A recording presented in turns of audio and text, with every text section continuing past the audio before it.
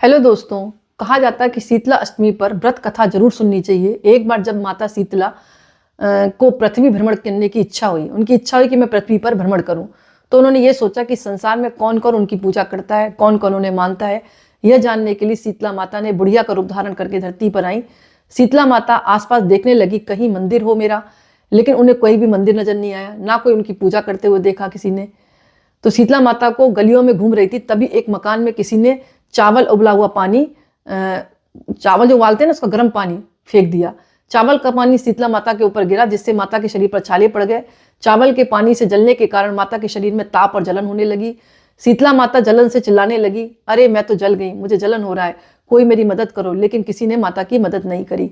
वहीं एक कुम्हारन महिला के घर बैठी थी, मतलब एक कुम्हारन थी ना, वो महिला के घर पर मतलब अपने घर में बैठी थी। वो कुम्हारन जो थी, उसने शीतला माता को जलते हुए देखा, तो कुम्हारन को शीतला माता के ऊपर दया आई।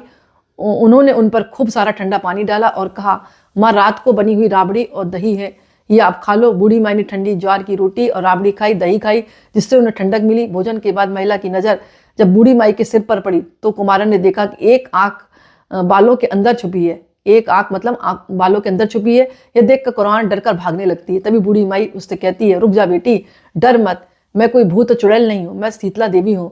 मैं यह देखने आई थी कौन कौन मेरी पूजा करता है, कौन कौन मेरे को मानता है। इतना कहते हुए उन्होंने 4 भुजाओं वाली हीरे जवाहरात के आभूषणों से सजी हुई माता अपने असली रूप में आ गई। और माता का दर्शन करके महिला सोचने लगी, मैं तो बहुत गरीब हूँ, इस माता को कहाँ बिठाऊं। मैं माता से कहती, मेरे घर में आपको बैठाने की जगह नहीं है, मैं आपको कैसे सेवा करूं। शीतला माता कुमार की सेवा भाव से बहुत प्रसन्न हुई। उसके घर में खड़े गधे के ऊपर जाकर बैठ गई। माता अपने एक हाथ में झाड़ू, दूसरे हाथ में डलिया लेकर कुम्हारन के घर की दरिद्रता को झाड़कर डलिया में भरकर फेंक दिया। इसके अलावा उन्होंने वर मांगने को कहा।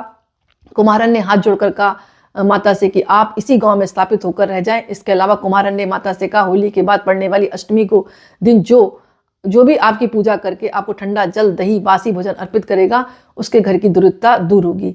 तो इस तरह जो है कुम्हारन को भी उन्होंने कहा कि तुम भी मेरी पूजा करना। शीतला माता कुम्हारन को आशीर्वाद देती हुई कहती हैं, इस पृथ्वी पर उनकी पूजा का अधिकार सिर्फ कुम्हार जाति का भी होगा।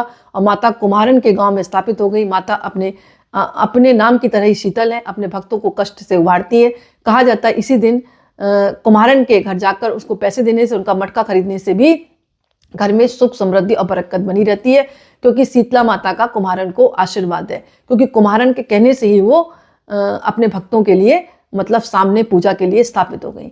तो दोस्तों, छोटी सी कथा थी। कथाओं में मतभेद हो सकता है, अलग अलग राज्य के आधार पर अलग अलग कथा होती है, तो इसमें आप संशय मतलब मन में ना लाएं। कथाओं को आप सुने और उनका आशीर्वाद प्राप्त करें, क्योंकि हर कथा में कुछ ना कुछ कोड वर्ड छुपा रहता है।